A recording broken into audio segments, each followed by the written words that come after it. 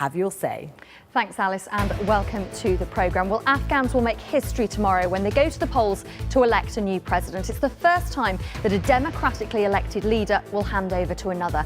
But with concerns over security, whether it will be free and fair, and what will happen once US and NATO combat troops leave later this year, the candidates are campaigning for every last vote. Well, over the next hour, we're going to speak to Afghans from across the country, from Kabul to Kandahar. We'll also be crossing over to Virginia in the US, and we'll hear if they've got faith in these elections and what they think the future holds for their country. Wherever you're watching around the world, you can get in touch. You can post a question for them. There are various ways for you to get in touch, and they're on screen throughout the programme.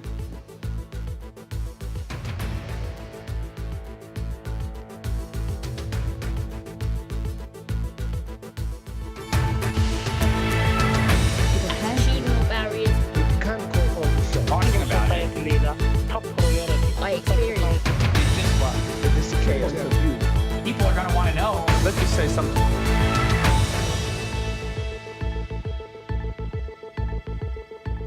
Great to have your company here on World Have Your Say. If you want to get in touch with us throughout the programme, all of your comments and questions will come to me here on my tablet, and we will put them straight to the guests who join us live from Afghanistan.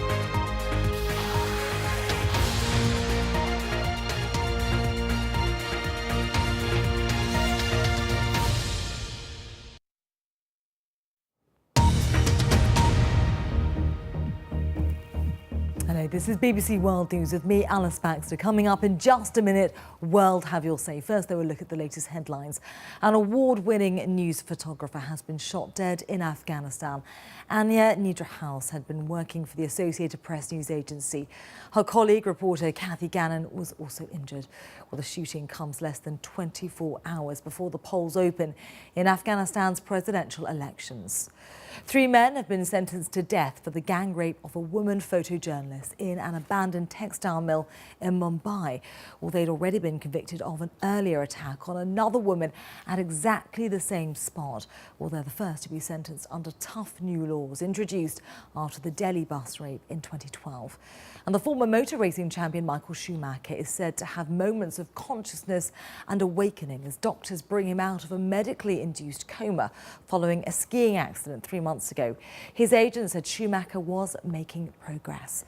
And flash floods in the Solomon Islands have killed at least 8 people and forced about 10,000 to abandon their homes. Large areas of the capital are underwater. Meanwhile, it's reported that an earthquake with a magnitude of 6.0 has struck a neighbouring island in the chain. Well, I'll be back in an hour's time with a full bulletin of World News. First, though, it's over to Chloe with World. Lots of things in the street. The days before is not comparable in Kabul city. It was largely traffic, was very crowded city, and today everything were changed and things were very different. The only people I saw in this army, police, and intelligence employees who were looking for people to find out and secure the country. That's why it made me happy. But at the same time, my concern is if it remained the same tomorrow, we're going to not have lots of people to come and vote. And that is how it has raised on a Taliban warning and also people's ideas that how this scarily people will go and participate in election. And also the people are thinking about other challenges, not only security, the fraud, where the number of voting stations has been increased even in Kandahar, in Paktia, and other provinces comparing to last election in Kabul, though the security situation changed significantly. But I wanna stay here, but at the same time, I'm from Kabul, I live in Kabul, things might be different than other provinces like Kandahar, but people are really scared and or afraid. And that the last incidents happened in Kabul were something that made the people very hopeless. So that's what I want to say. Let's get so far to pick up on that point that you make there about security and people being fearful about actually casting their votes, but also about the fear of fraud. Zafar, is that the sort of thing that you're hearing? Well, these elections come at a very crucial juncture in the history of Afghanistan. There are uncertainties, there are fears about fraud like we saw in the last elections. But amidst all these uncertainties and fears, I see a hope for a better tomorrow, like the manner in which presidential candidates spelled out their roadmaps and articulated their thoughts on various pressing issues with eloquence, with sense of purpose. That gives me hope, and that's what I believe has inspired people, young people in Afghanistan, to brave threats and come out, wait in long lines to get their voter cards. And I have seen youth in Kabul, in other provinces, discussing who they should vote for. So things are changing. Things are changing for good. Now it's not about the tribe, region, language. It's about the Afghanistan. I mean, I hope to see a good turnout tomorrow, and I see a positive buzz and excitement about these elections. And there are concerns about security, about the transparency in elections. But I think I am hopeful. I hope the mood is upbeat, and I hope it will be a good elections with a good turnout. Negar, I know that you were an election observer back in 2009. I wonder what differences you see between that election and the one that will be held tomorrow. I would like to say that election would be much easy at the cities, especially for the women, but will be very difficult in rural areas. One could be polling stations, maybe as we have experienced from the 2009 election, it was far from their areas. For the women, it was very difficult to reach to the polling stations. So most of the women could not even vote for that day. Oh, and for tomorrow's election, as the Election Commission announced, maybe they will shut off about 10% of polling stations due to security threats. Well, I wonder if each of you would react to this video, which we've been sent. Many of you getting in touch with us, sending us your videos via WhatsApp or heading to worldhaveyoursay.com. We received this video from Herat, which is in Western Afghanistan. In the name of Allah, Zabiullah Karzai, resident of Herat city. However, I got the card. There were many reasons stopping me from voting. One is our government is unable to protect us from warnings which are given by the Taliban. And I think it's government's job to protect our life. Well, real concerns there vocalised from Western Afghanistan, the concerns and the threats from the Taliban. Do you think, Saeed, that the government does have the ability to protect people? Actually, what I saw today on the streets in Kabul, a large presence of National Army, National Police, they are eager to support. But the question is about the capacity. And the last incident happened in Kabul were a big proof of less involvement of government securing the country for people. And that is how the people are really thinking about. Of course, I would not be afraid even if it cost my life to go and vote. But most of people are not thinking that way. And they have seen the last incidents which happened by the Taliban, or let's say by the insurgents group, who were claimed to insecure the election. Same time they have issued lots of press releases and warnings for people to not participate in the coming election. This is something that the people can see it. I mean, the city Kabul itself might be all right, but we have provinces, we have districts, we have the places where we do not have enough even national police and army. But what happens, the victims of civilian casualties is always high, is either from the Taliban side or from government side, because they are the unprotected people. And now they might decide to save themselves in order not to go for election, which can give a bad result, because that could be an opportunity for some people to do fraud.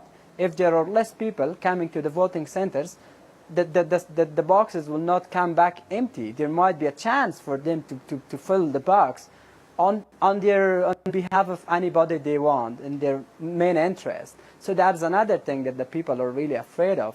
Well, Saeed, I'm keen for you all to have a conversation and for me to sit back. I appreciate there are slight satellite delays on your lines because you're joining us, all of you, live from Afghanistan, but I'm very keen to sit back. Zafar, I wonder if you want to speak to Saeed and react to what he's just said. Well, yeah, I mean, he has made a very valid point. Provinces are not generally very safe, and people face a lot of problems in going to polling stations. Some provinces are particularly very dangerous. We have seen just recently in last few weeks where there have been incidents of violence in Kandahar, in Jalalabad, Kunar, and other places.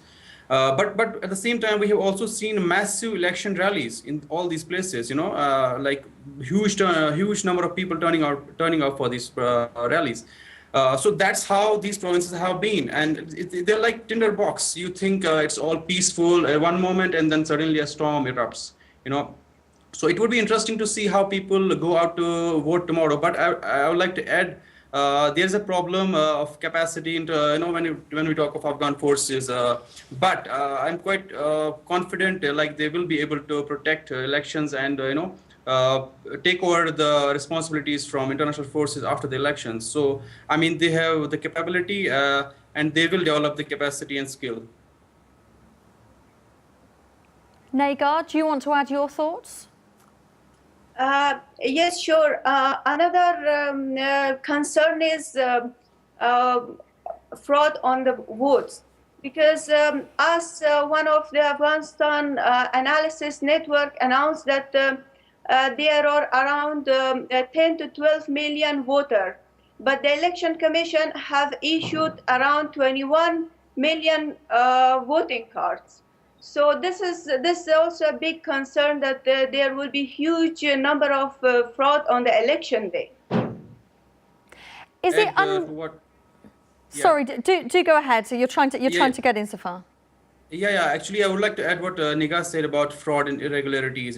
Of course, there are concerns about transparency. Last time we saw there were reports about fraud when Abdullah withdrew from the race and Karzai won a second term. But the government this time has assured that this will be free and fair elections. And even the UN representative in Afghanistan, he went on record saying that this will be Afghan-led and Afghan-owned elections. So we are keeping fingers crossed, and hopefully this will be transparent and fair. I wonder if expectations are too high. Afghanistan is in the very early stages of developing a democracy, and is it unfair to expect there to be free and fair elections in such a young democracy? Yeah, of course there are, it's a transition phase, there will be a historic democratic transition. There might be attempts made by different actors to manipulate results. It might be local actors, it might be, foreign actors. There might be, there might be attempts made. But I hope, I'm optimistic, it is going to be much better than we saw last time. All three of you do stay with us here on World Have Your Say. If you want to get in touch with us, if you've got any questions that you want to put to our guests joining us live from Afghanistan, you can tweet us using the hashtag WHYS, and we'll carry on talking in the next few minutes. No, I absolutely talking about it. Let me say something. Talking about it. I absolutely talking about it. Let me say something. Welcome back to World Have Your Say. Lots of people getting in touch with us from around the world as they listen to our conversation between Afghans. Of course, the presidential elections are taking place tomorrow, and lots of discussion about the security problems there and also whether these elections can be free and fair. Just some of the comments coming in. Joseph in Zambia has posted at facebook.com/World Have Your Say. The people should vote and not give up. One day peace will prevail. But this point's quite interesting. Ronards in Zambia got in touch via WhatsApp saying, I don't think Afghanistan is ready for elections. The country is still prone to war and democracy and will not prevail in such an environment. I think they should have postponed the election for a year or so. Well, let's put that to our guests who join us here on World Have Your Say. Still with us is Zafar Mehdi, who is editor of the magazine Afghan Zariza in Kabul. Also, Hosai is with us, and Jafar. Hosai, first of all, what do you make of that point that was made there from our listener and our viewer in Zambia, that maybe the country isn't ready for these elections and maybe they should have been postponed for a year or so? Well, I think that is not true, because the country has been through over 3 decades of war, and the fact that the people are expecting too much of the government and striving towards or desiring for fair and free election and transparent election, that shows like the passion and the desire of the Afghan people to strive towards a better democracy, towards more of a democratic government rather than just a facade of democracy. I think the country has been ready since the war has started, because people are sick and tired of war. They just want a normal life. Zafar Khan joins us from Virginia in the US. He's a journalist for Voice of America. I could see you nodding there when Karzai was speaking. Yeah, thanks for having me. I think, Afghanistan is ready for election because of some reason. I'm telling you, like, for example, we have seen like a huge rallies and gatherings in different provinces of Afghanistan, especially in relative insecure provinces like in Southeast, in Khost, and Helmand, one of the dangerous provinces in Kandahar. And the other thing is that, like, recently there was some survey conducted by some NGO. According to these surveys, like 75 Afghans who want to take part in the election in the first democratic transitions of power. I'm really optimistic, and I'm really sure that, like, there will be a huge turnout on the election day. And the other thing is that, like, Afghans really want to have a change, and Afghans don't want to go back to these bad years, and they really want to have a new government, a new democratic and elected government. And let me tell you my experience. Like, before I come to the America, my wife and I went to one of the voting registration center to get our votes for elections. My wife got her registration card for like in 4 hours. But believe me, I spent all day long, but I could not receive my card because of, like, there were a lot of people.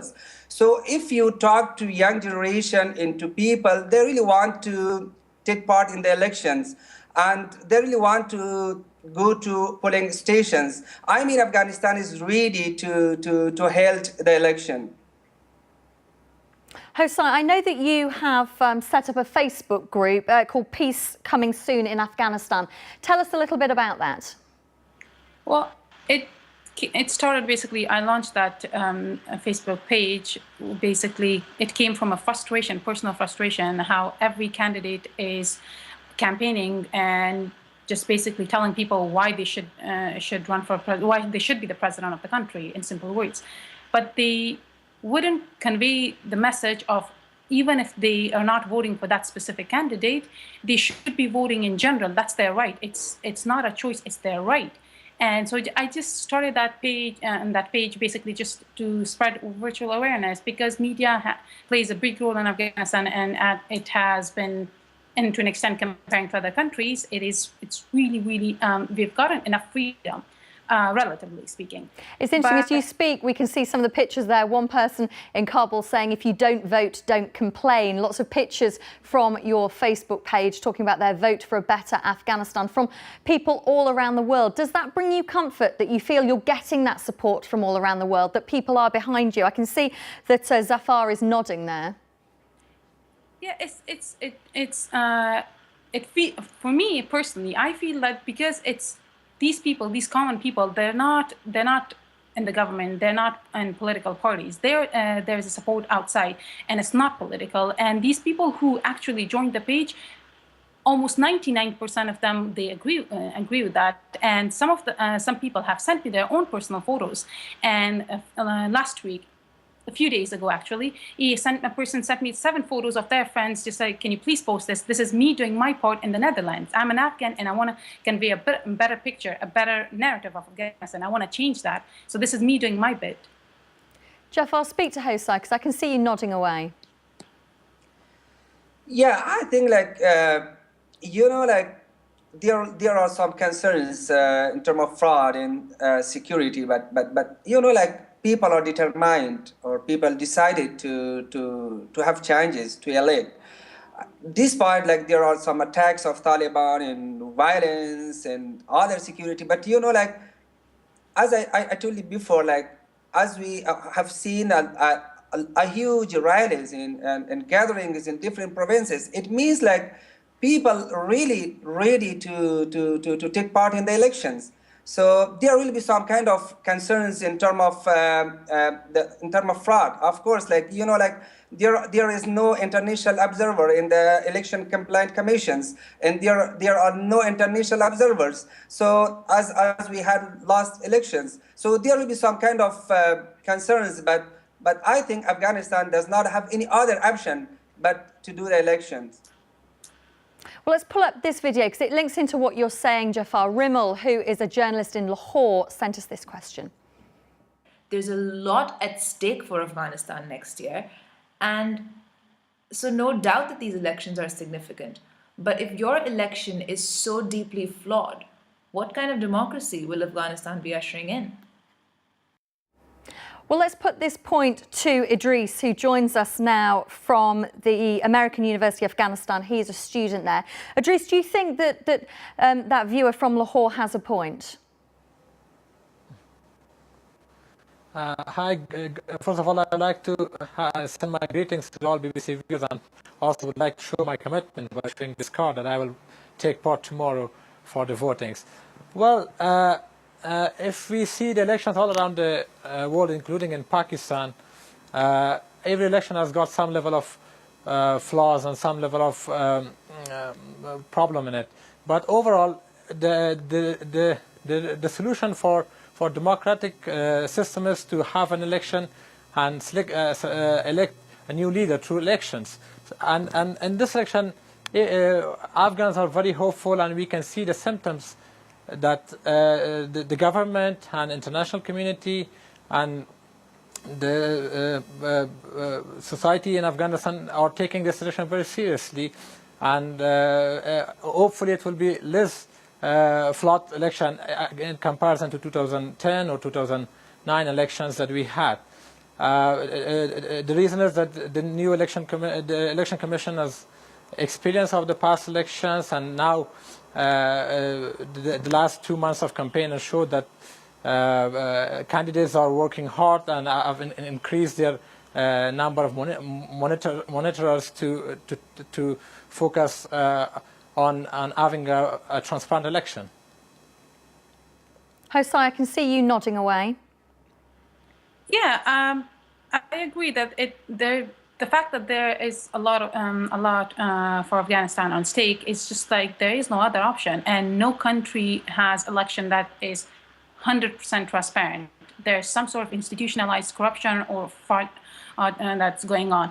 It's for Afghanistan this time they're learning, as Idris mentioned, that they're learning from their past experiences, and the fact that this time a majority of the population will be voting, that does add up to like some sort of in a sense, it gives credibility to the election. And if the people accepts that, that's what matters. Because at the end of the day, the government is mostly responsible to the public. And if they can answer how they're doing it, why they're doing it, and those people have elected it, and just, in a sense, it's give and take.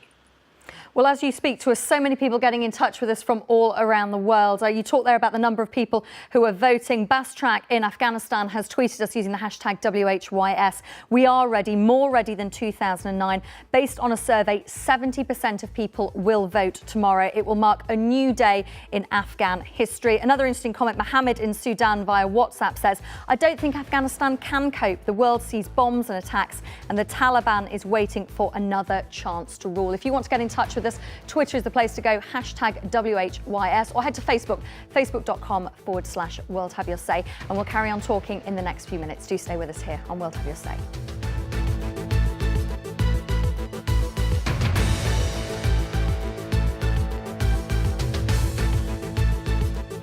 Elections tomorrow. We're discussing security, the economy, the future for one of the world's most unstable countries. We're here live for the next 30 minutes. You can send all of your questions to our guests via Facebook, Twitter or WhatsApp.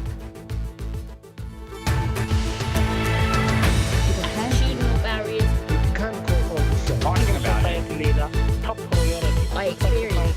It's just what? The security of you. People are going to want to know. Let me say something.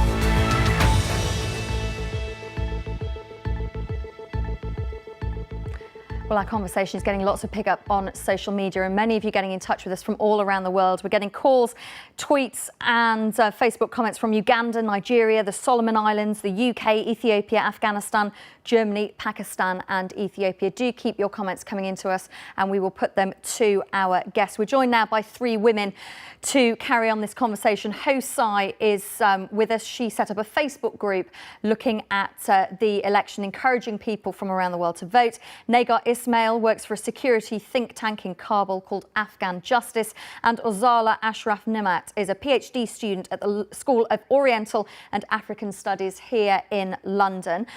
And as we have three women with us, I think it's probably right to look at the issue of women's rights in Afghanistan and indeed voting. And I want to pull up this comment to put to you. Rod Nordland's article in the New York Times is called "Afghan Women See Hope in the Ballot Box." And the author argues that after years of international aid, women have become a significant part of Afghan political life. However, he does go on to say that Afghan women are suspicious about what's to come after Western officials turn away from Afghanistan and about what the agenda the country's political power players are trying to pursue.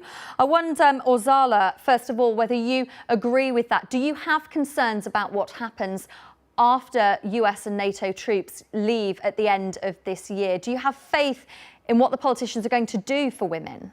Well, I have more faith on the women of Afghanistan in general than, to be honest, than what the politicians are going to do with women's rights. If we look at the particular period of election rallies and election pre-election campaigns, it was quite unprecedented, I should say.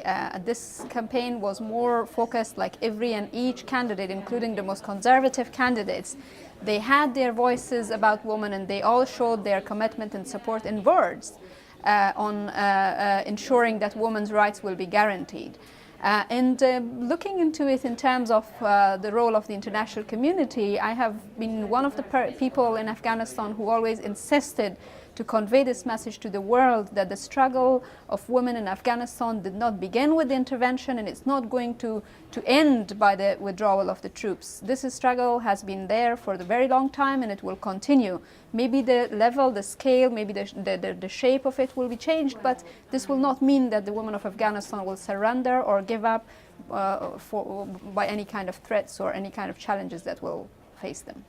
Karzai, I can see that you're nodding there, but do you ever have concerns that when the international community withdraws from Afghanistan, the Taliban hasn't gone away? Is there a real fear that they will come back stronger, and then that's a real issue for women's rights? That's true. I agree with Orzala. She mentioned a really good point that the Afghan women are, in a sense, they have received that they have known of their rights, they've known of their freedom, they've known what their Islamic rights are, what their actual democratic rights are. And so if the government is corrupt and they cannot sit back because they know what's right and they will fight for their rights. And the people have tasted their freedom, the people have seen what they could do if they're together. So the international community, with the international community support, it could be stronger, but without that, the government, the people will be there to basically protect their country, protect their rights. Orzala, you're nodding to that. What do you want to add? I just want to add that, let's also not forget that this last 12 years was not a complete glorious years for women either. We have faced our challenges, and the Taliban are not the only or the sole enemy of the women of Afghanistan and women's rights in Afghanistan. We have tremendous number of challenges. It comes from the traditional norms and some of the harmful practices. It comes from people with that mentality of subordinating women.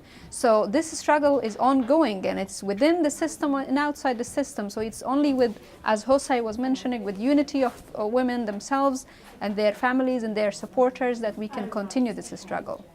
And of course challenges are there. We cannot ignore the fact that the challenges will be quite stronger if we have a weak government or a government with a very weak commitment for women's rights. But our hopes are very high. As I said, if we look at the election campaigns, that shows that at least there is a level of commitment that women should keep on it, because presidential candidates were promising and they brought women in their rallies, they encouraged women to vote, and of course women are very determined to go to the voting centers tomorrow with the hope that their rights will be guaranteed. But if it's not, as Karzai said, we are going to continue our fight and our struggle on it for it. I'm keen to bring Negar in because she's listening to you and Karzai speaking. Negar, do you have faith in one of these 8 presidential candidates really championing women's rights in the future?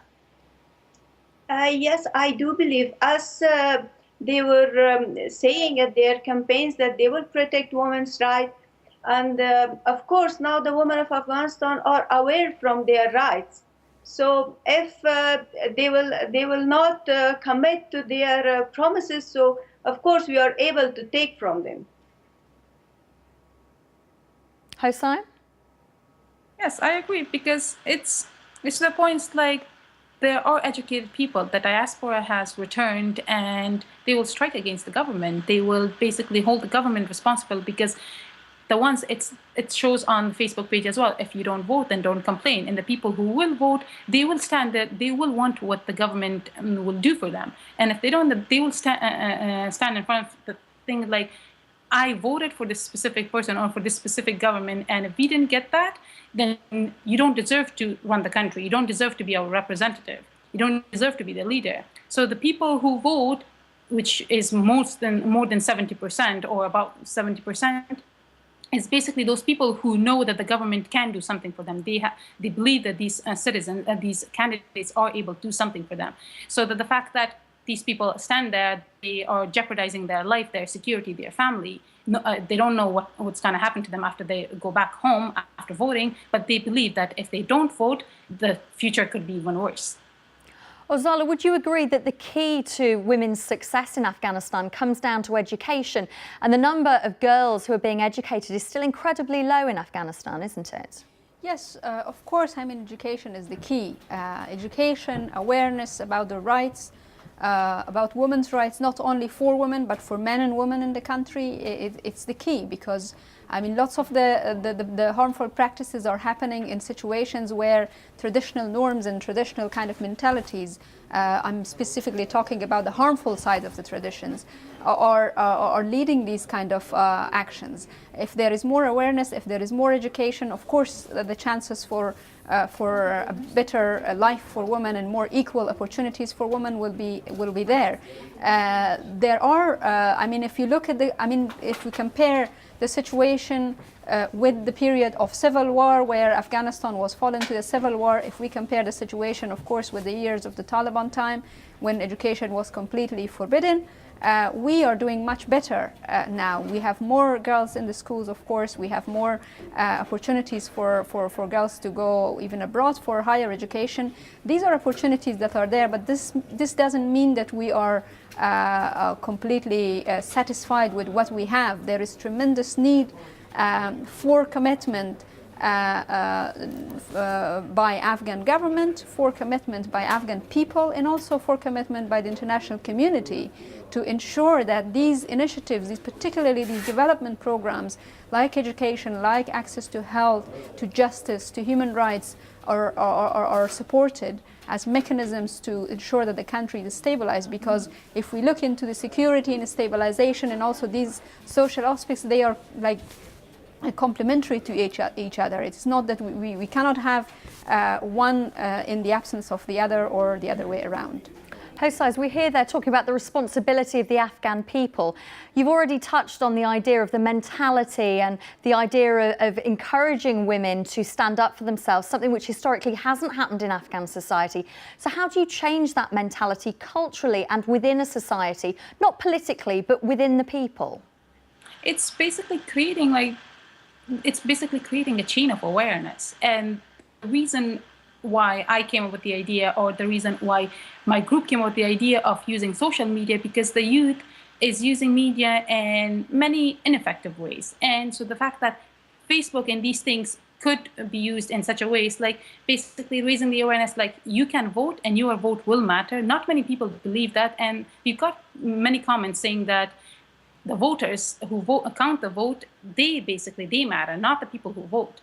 So voting, in my perspective, voting goes beyond a simple act of voting. It's making a statement. It's a belief, like I believe in this person or this person's policy or this group or this party.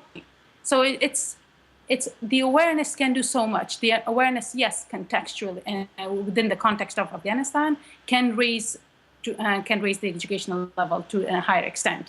And if it's embedded within the government, within the education system, that just makes it stronger. But that's a long-term goal. So the education will definitely be there, and it will be always low. But it's a long-term thing, and the fact that there's so much expectation and people are raising their expectations more, that just shows the desire.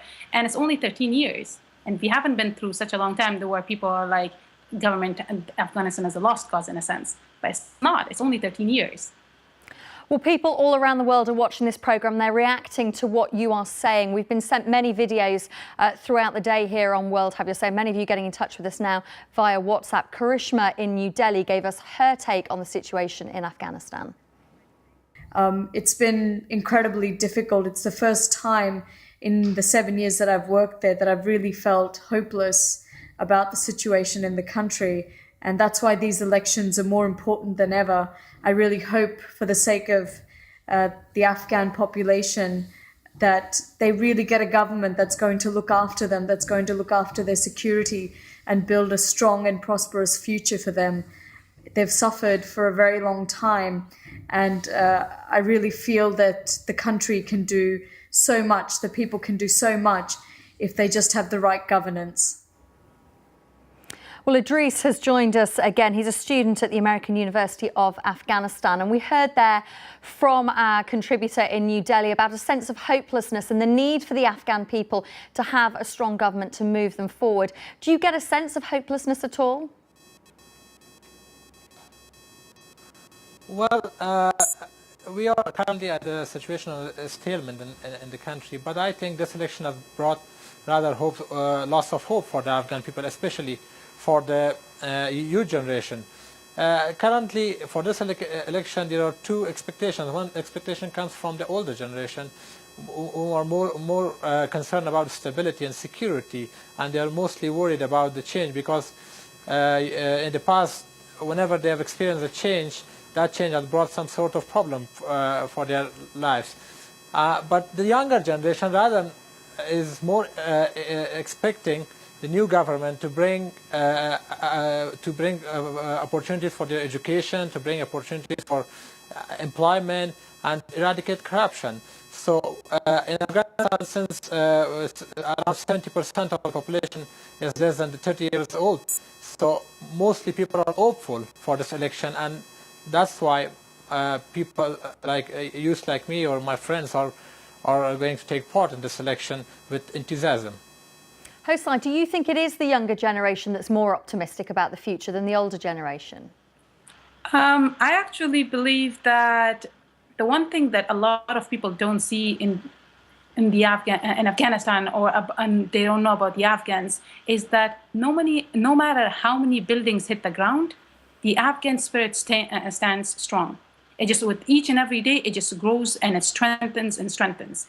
It's like there might be a sense of hopelessness that they couldn't do anything with the previous term, the previous election, but there's always a stronger commitment that I can do something better in this next election. My commitment to doing something will basically be shown in long term. So it's just you doing your part and creating that chain. Me doing my part, another person will do, and it's like you bringing your friends, your community together. Like we have to contribute to this thing, and that's one thing that just stands strong. That's one of the things that holds the Afghan community, the Afghans, so strong. They never lose hope. There might be a hopelessness of what could have been done in so many better ways, but it's like towards the future, they're always optimistic, always optimistic. Well, we're going to carry on talking about the optimism of young people, and many people in Afghanistan who are younger have been getting in touch with us saying that they do feel incredibly optimistic. And a really interesting statistic on the population from Afghanistan, 42% of people in Afghanistan are aged 0 to 14, so it's a very young population. We'll carry on talking about this in the next few minutes. Do stay with us. No, I absolutely talking about it. Let me say something. Talking about it. Let me say something. Welcome back to World Have Your Say. We're talking to Afghans about the future of their country because, of course, there are presidential elections taking place tomorrow. And just before the break, we were talking about the role of young people in the country. And before I reintroduce you to our guest, take a listen to this. It's Sami and Sahid, who are winners of the male category of a competition to develop an anthem for Afghanistan's elections. Take a listen. رئیس جمهور تویی منو اویی که رای میده انتخاب کن بازم انتخاب ما و تو و آینده جدید باید دست بدی رای بدی حقیقت بگی نگی ایکینه چی میگه همه It's interesting, I'm sure many people watching around the world won't expect that to be an image of Afghanistan, a refreshing image of young people engaging in the political process and rapping. Let me introduce you to our guest. Saeed Ubaid is with us. He's leader of the Sadat Youth Council and is in our Kabul studio. Jafar Hand is an Afghan journalist for Voice of America. He's in the US back with us. And a new guest joining us for this part of the programme is Margarita Stankati, who is a reporter for the Wall Street Journal in Kabul. First of all, Saeed, your reaction to that, because as I say, many people watching around the world are used to seeing images of bombings and violence in Afghanistan. Is it refreshing to see images like that? Actually, it's quite true that many of the medias are only broadcasting let's say the negative image of Afghanistan, especially Kabul, but at the same time youth as me and others who are well educated and have been learned a lot from the decade that we are passing, and they have worked with others, with different organizations, they have our education and has got to know now that the only changes we would like to occur in the country could be through in a democratic way, which is the election. As an Afghan youth, we have been very active. Lots of Afghans are trying to encourage others to come and vote. Though there are challenges, but at the same time, we say, let's come vote and change the country for the future. It's not going to be something that will change itself, because that will cost, and the cost is the vote, the participation of people and the youth involvement to bring a positive changes in a country for the future. And I am very optimistic about this election, though people are scared and afraid, but it's still they will come. As myself, Syed, I hope you'll forgive me for jumping in. Your line is breaking up, and I'm sure people will appreciate it's always challenging to get people on live from Afghanistan. But I want to cross over to Margarita, because I know you've been speaking to voters all around the country. What are young people telling you? Are you tapping into that kind of enthusiasm that we're hearing? Yes, completely. I mean, as you were saying, Afghanistan is an extremely young country. 2/3 of the population is under 25, so millions will be voting for the first time. And despite the violence and the very real problems that exist for this government, which is seen above all as deeply corrupt, they have enjoyed unprecedented freedoms. And for them, the stakes in these elections are extremely high. You know, they see the new government as responsible for preserving these freedoms and these expectations of much greater opportunities. And they have embraced the electoral process enthusiastically. They are on Twitter, on Facebook, debating candidates, and many of them are actually encouraging their parents to vote. I spoke to a young 18-year-old, a high school student, who said her parents did not want to vote because they thought it wouldn't make a difference. And she actually forced her parents to get a voter registration card and to vote in the elections. So and it's interesting, Margarita, because lots of people have been saying that it's been a real struggle to get hold of those polling cards, but they've said that they do want to vote. It's incredibly important for their country. Well, that's all we've got time for this edition of World Have Your Say. Thank you for watching. I'll be back at the same time next week. Take care. Bye-bye. Let me say something.